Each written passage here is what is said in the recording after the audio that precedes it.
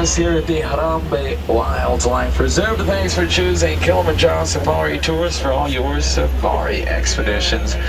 Quick couple of safety reminders here because you guys are my responsibility for the next 2 weeks. Please make sure to keep your hands, arms, feet, and legs inside of the vehicle at all times. There's lots of thorn brush sections out there.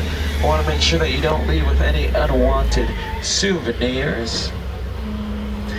You'll notice a couple of spotting guides right up above your heads here. Everyone see them here? So my friends who may need a little bit more assistance, you can also describe what you see to your friends on board, making it accessible for them as well. If you need to, please take as much video footage and photography while we're out there. I just ask that you have the cameras ready at all times.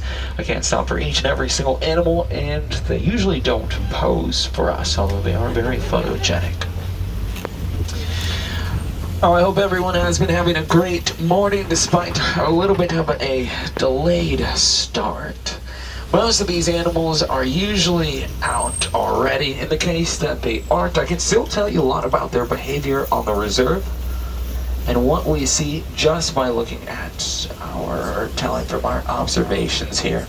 The Uttari Forest naturally is home to some of the animals that are a little bit more reclusive, which means that they like to hide and particularly hide from larger predators.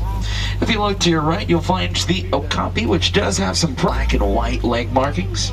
My favorite animals because babies will remember their mother's stripe pattern to tell mothers apart from the rest of the group.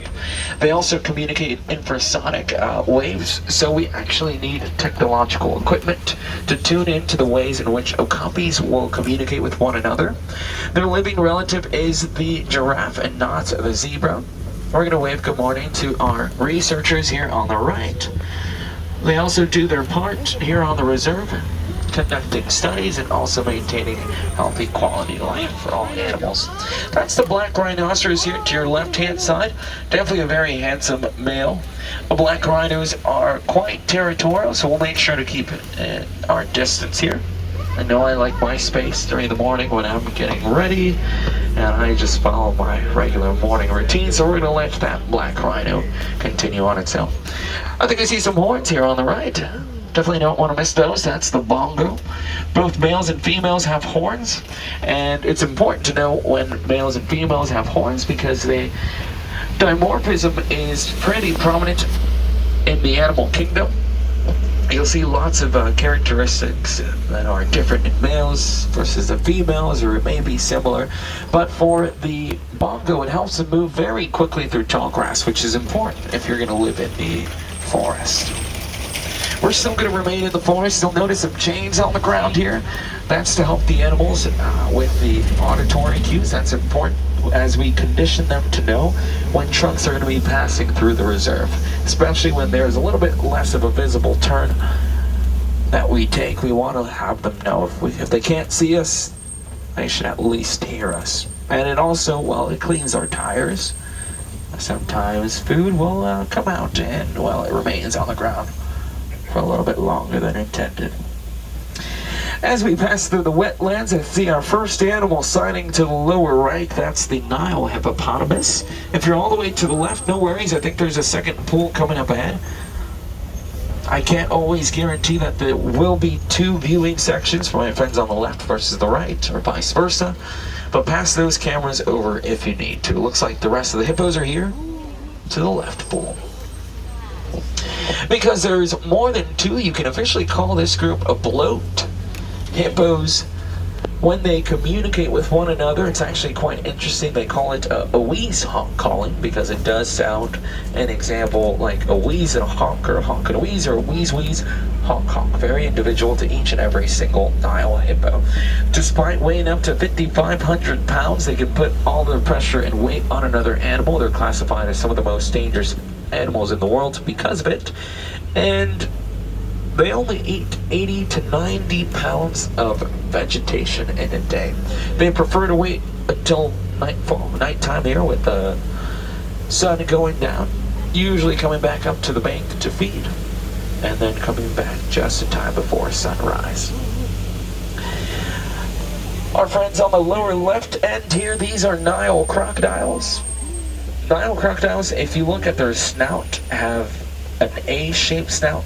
Alligators have a C-shaped snout. It's one of the easiest way I tell them apart.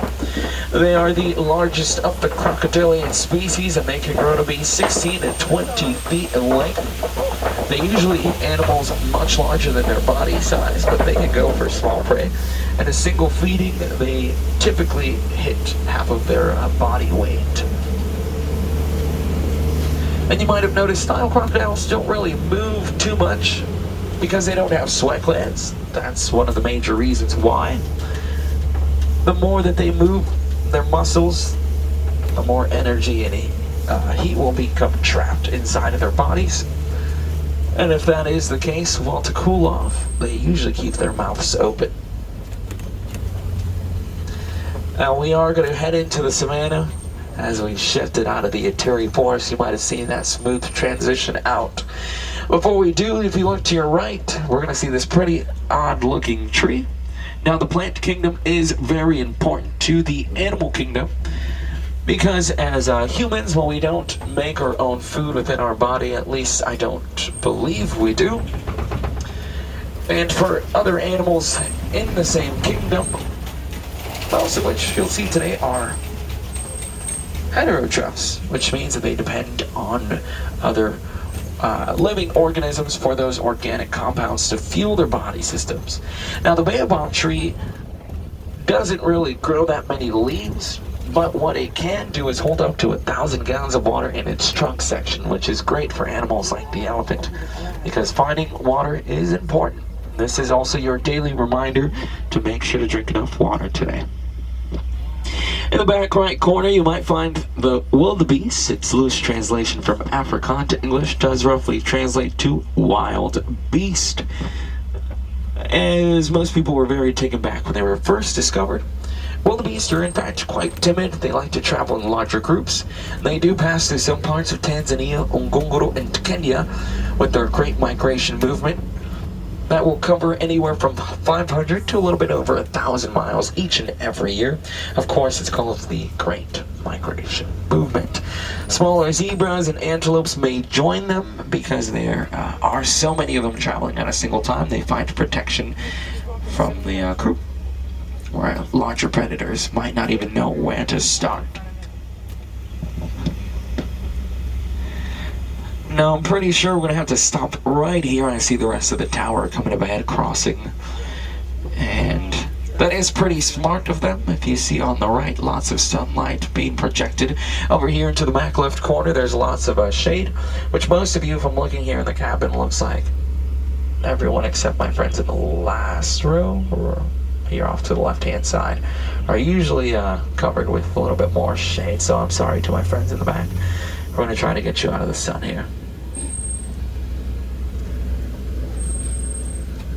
Now while we do wait for giraffes to cross the road, start looking to your left because this is an enclosure here of African wild dogs. Towards the back left corner you might find the pack of dogs there. Wild dogs are some of the most successful hunters in the world. Each and every time they hunt, their projected success rate's about 90%. And they do find most success because they take turns leading and driving an animal out of the herd, running with it until it tires it out. I see sable antelopes running here. Oh, looks like they're proccing just a little bit.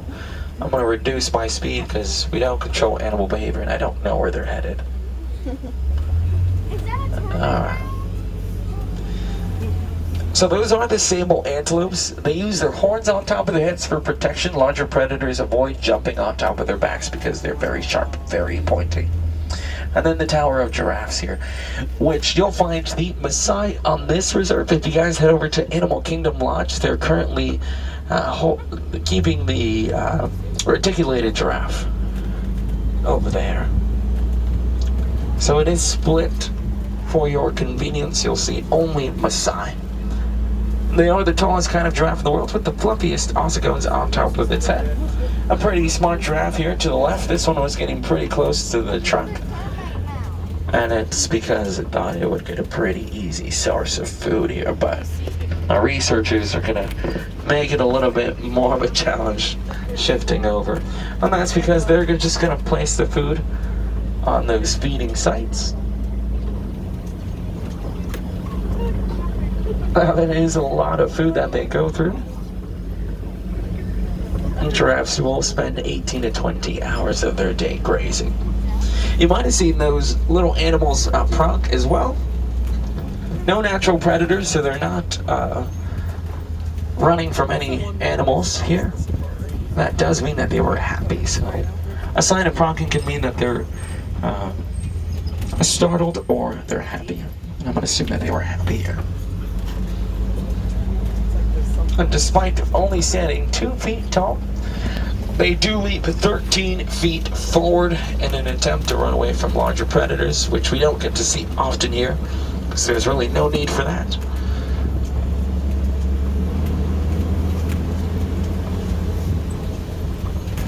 About around the turn here, you will find the Hartmann's Mountain zebra. Zebras naturally have a pretty big personality. It's not a domesticated species, and that has to do a lot with their behavior. They don't really like to be used for transportation. Many people try to domesticate them, but they are just not very cooperative with humans and their use of transportation. Cattle, donkeys, those animals, yes, that's why they're a domesticated animal species. But most of what you'll find here today are wildlife exotic animals. They kind of just do their own thing, much like the alpha male there to the back. He's the tallest and the largest of all the giraffes on this reserve. So he has first pick, of course, of where he likes to pull for food.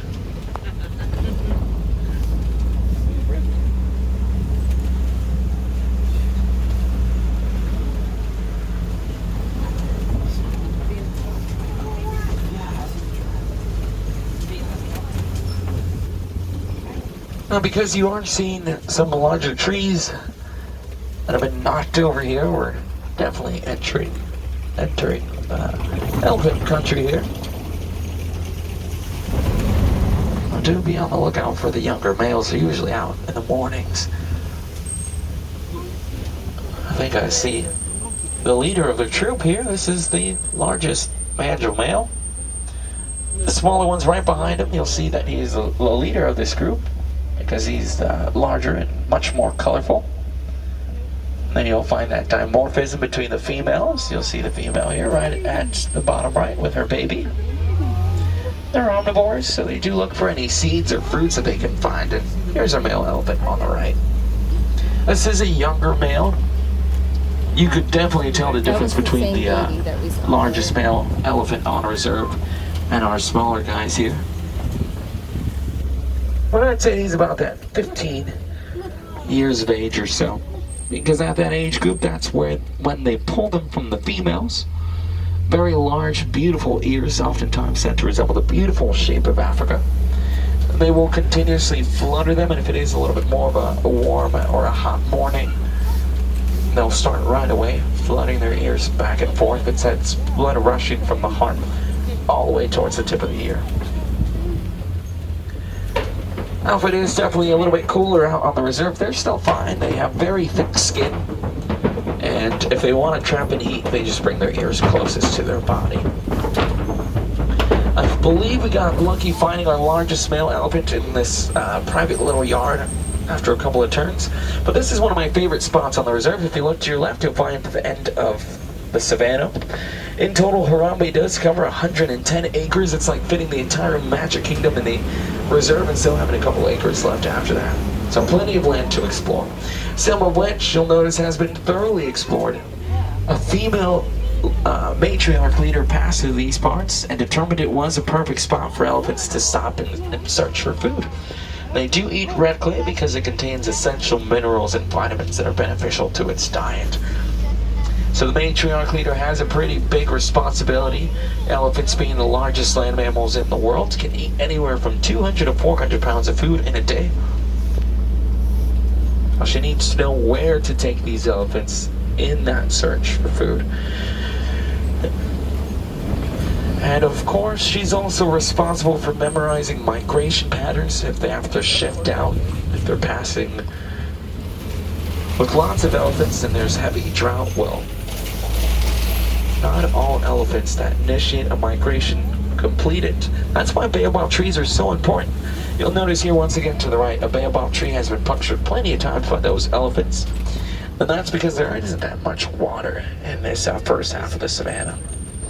Looks like if we want to break down the society group, largest, oldest female, here back right. The older sister to the baby elephant is back left. And the baby elephant is going to be right at the center. So it looks like mom, baby, and older sister out this morning.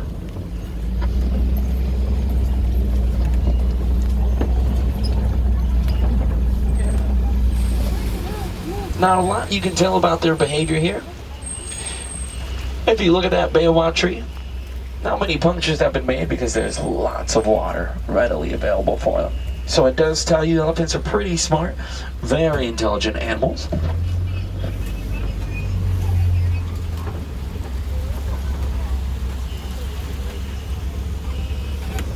Alrighty, folks.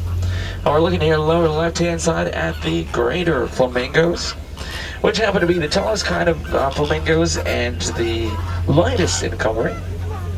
There are some babies here as well. Check them out.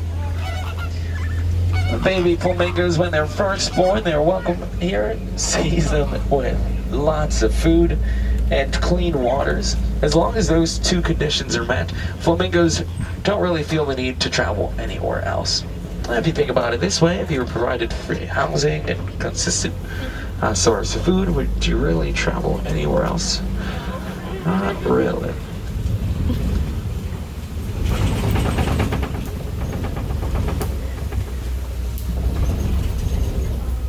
Okay. Well, a couple of things here as we turn around the white rhinos. We can only visibly see 15 feet right in front of their head's face. So we do ask that you don't whistle, tiss, or call out towards the animal, which I'm not too worried with this group. But I also want to remind you guys, because there is the baby male white rhino out today, and he's a little bit more playful. In the case of an emergency break, of course, we will be coming to a full and complete stop that may send you jolting forward. It's in your best interest to remain fully seated at all times. The white rhinos that you see are not very territorial. That's why they can freely roam through the tours, and they get pretty close. I believe that baby male white rhino is around 8 to 9 months now. Weighs a couple of 100 pounds. If you're farthest right, well, you can see some rhinos there as well. That's kind of interesting because white rhinos do get their name from the mistranslation of the word white in reference to its wide mouth. And that does make sense why you'd find them geographically in larger open plains instead of dense forest sections. White rhinos have 2 full lips, very large lips. It limits where they can search for food, and they typically search for it close and low to the ground.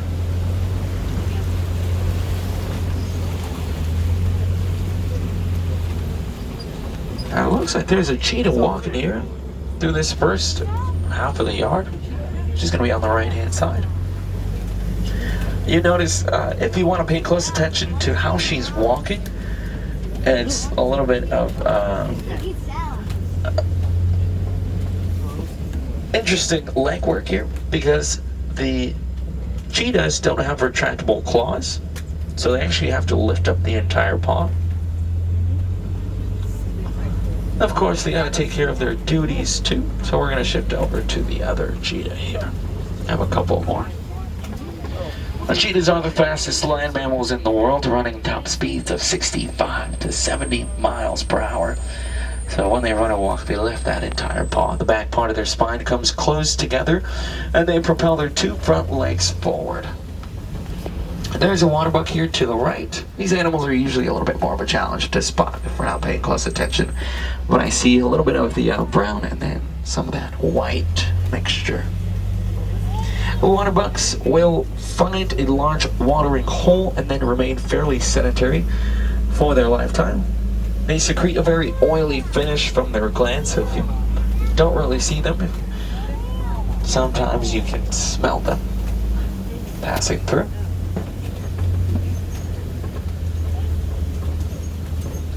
I think there's one here, or two of them, on the right. It's a pretty easy view. Oh. Excellent.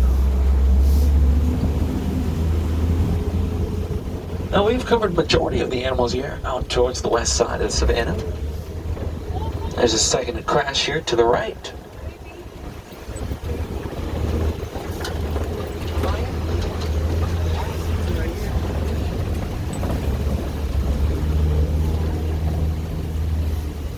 They clocked out. Yeah.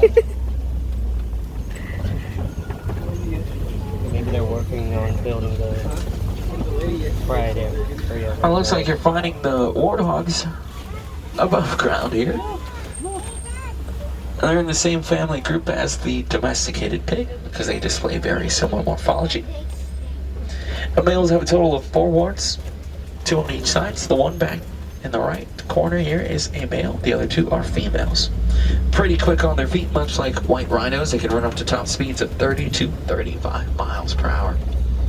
And if you guys want to take some more video footage or photography of the crash, you can hone in on that mouth.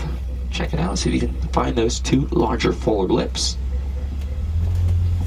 It is the southern white rhino that you're seeing here on the right. Northern white rhinos are the ones that are critically endangered out in the world. There's 2 females left. Unfortunately, the last male has passed. It's only a matter of time for that species here to disappear. There's despite their attempts to conduct in vitro fertilizations and trying to find a viable host, there's been no success. So there are only 2 females left in the world, and they are pretty awesome rhinos, consistently guarded by rangers at all time of the day, so that they're not poached for their horns. To leave you here on a positive note, we'd like to show you the warden's nice little hut he built himself. A home, that way he's committed to protecting these animals from poaching and extinction out in the wild. And to avoid getting lonely at night, well, he brought himself some new friends. These are the domesticated Nigerian dwarf goats. Relatively small in size, so they don't require much space like other livestock. They're prized for its milk to be sold on the market, helps boost the economy, but also distract from selling goats, tusk, and horn for profit. Now, friends, we are headed back to the warden's post. Your current local time here in Harambe is 9:09 a.m. I truly hope you guys enjoyed being out there. You guys are a little bit quiet today, but that's all right. Hopefully it means that you guys are all attentive to the animals and everything we have to offer out there today. If you'd like to end your tour experience and see some more animals immediately after exiting the warden's post, there is the Gorilla Falls Exploration Trail. It takes about 15 to 20 minutes to explore. Back in the village, you can head out to Rafiki's Planet Watch. It's our conservation station. If there are any procedures or checkups happening with our animals from across Walt Disney World property, they all get sent out to Rafiki's Planet Watch, and there's the vet hospital window over there, so definitely check them out.